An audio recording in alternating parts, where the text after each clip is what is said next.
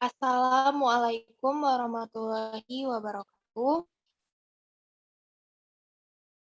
Yang terhormat Ibu Amrina Ibdatika selaku dosen mata kuliah Perspektif Global dan teman-teman yang kami sayangi.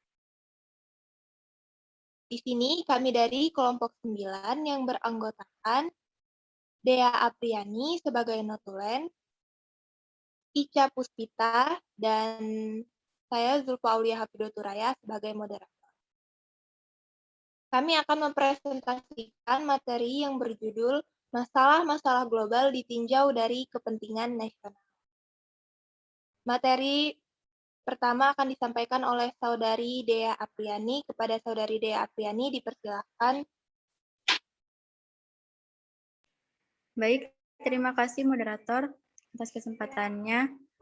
Materi yang pertama yaitu pengertian masalah global. Globalisasi berarti proses masuknya informasi, pemikiran, gaya hidup, dan teknologi ke ruang lingkup dunia. Secara ringkasnya, globalisasi adalah sebuah fenomena integrasi internasional yang muncul karena pertukaran pandangan dunia. Fenomena yang muncul karena berbagai faktor, mulai perkembangan teknologi dan ilmu pengetahuan, perdagangan bebas, kemudahan orang-orang untuk bermigrasi dari negara satu ke negara lainnya, kerjasama politik antar negara, hingga cara berpikir masyarakat yang makin maju. Melalui proses globalisasi inilah, seluruh tatanan kehidupan dan peradaban di dunia seiring waktu semakin dinamis. Slide selanjutnya.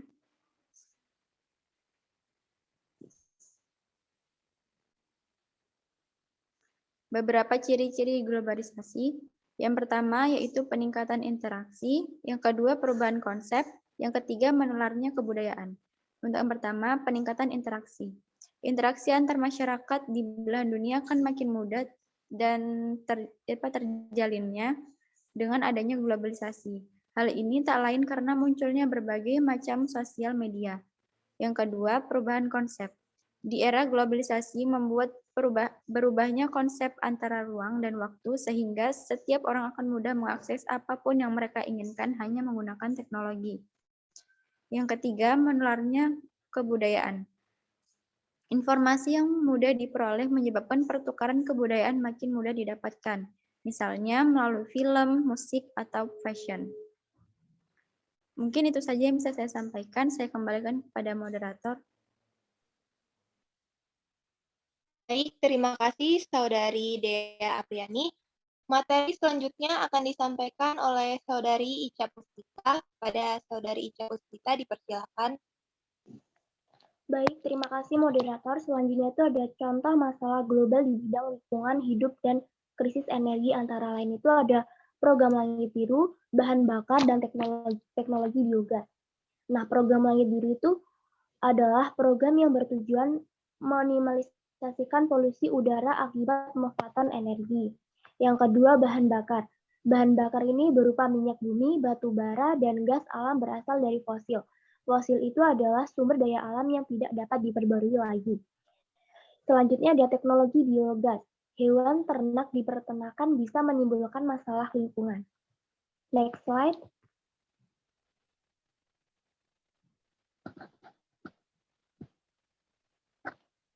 Sumber energi pasang surut air laut. Transportasi adalah salah satu penyebab polusi udara. Polusi udara terjadi akibat emisi gas buang yang ditimbulkan dari pemanfaatan energi. Yang selanjutnya tuh ada dampak positif dan negatif ilmu kimia dalam kehidupan sehari-hari. Perkembangan teknologi ilmu kimia sangat menguntungkan, kita bisa memilih jenis bahan bakar ramah lingkungan dan membantu mengurangi pencemaran udara. Next slide. Selanjutnya itu ada pengertian kepentingan nasional. Kepentingan nasional ini merupakan suatu tujuan fundamental dan faktor penentu akhir yang mengarahkan para pembuat keputusan dari suatu negara dalam membuat atau merumuskan kebijakan luar negerinya. Itu saja yang saya sampaikan. Saya kembalikan ke moderator. Terima kasih Saudari Ica Puspita. Materi selanjutnya akan disampaikan oleh saya sendiri. yaitu masalah-masalah global ditinjau dari kepentingan nasional. Ada beberapa masalah-masalah global, yaitu yang pertama, penduduk dan keluarga berencana. Masalah penduduk merupakan masalah yang sudah mendunia. Persoalan ketidakseimbangan antara pertumbuhan dan jumlah penduduk dengan ketersediaan bahan pangan, lapangan kerja, serta pemukiman yang merupakan masalah kesejahteraan. Yang kedua, pembangunan. Proses yang berupaya memperbaiki kondisi hidup masyarakat, baik kondisi material maupun non-material, termasuk kebutuhan fisikal, sedang akan dilakukan oleh semua bangsa di dunia ini.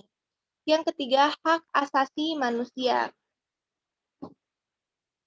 Dalam kehidupan di masyarakat, hak asasi manusia mendapat perlakuan yang berbeda-beda oleh pihak-pihak tertentu, sehingga terjadi suatu pelanggaran HAM. Diskriminasi rasial, etnis, agama, dan lainnya merupakan contoh pelanggaran HAM. HAM ini tidak hanya merupakan masalah lokal dan regional di kawasan tertentu, namun juga merupakan masalah global. Yang keempat, migrasi perpindahan penduduk. Baik dalam emigrasi, migrasi maupun pengungsian terjadi di mana-mana di dunia ini. Faktornya bermacam-macam, mulai dari faktor ekonomi, bencana alam, wabah politik, sampai keamanan. Dan yang terakhir, lingkungan dan sumber daya. Lingkungan hidup adalah kesatuan ruang dengan semua benda, daya, keadaan makhluk hidup, termasuk di dalamnya manusia dan perilakunya yang mempengaruhi kelangsungan kehidupan dan kesejahteraan manusia serta makhluk hidup lainnya. Slide selanjutnya.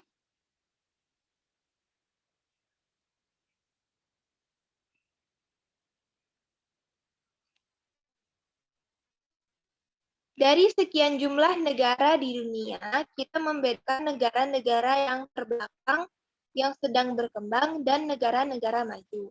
Negara-negara yang dikategorikan adalah yang pertama, negara terbelakang.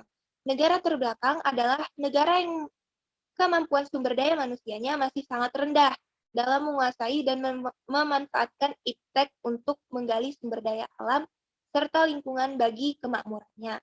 Yang kedua, negara berkembang. Negara berkembang adalah negara yang sedang berkembang, kemampuan dan penguasaan iptek yang lebih maju bila dibandingkan dengan negara yang terbelakang tadi. Dan yang ketiga, negara maju. Negara maju adalah negara yang telah menguasai dan memanfaatkan iptek canggih dalam kehidupannya. Sekian materi dari kami ucapkan terima kasih. Apabila ada kesalahan, kami mohon maaf yang sebesar-besarnya. Wassalamualaikum warahmatullahi wabarakatuh. Waalaikumsalam warahmatullahi wabarakatuh. Terima kasih, moderator.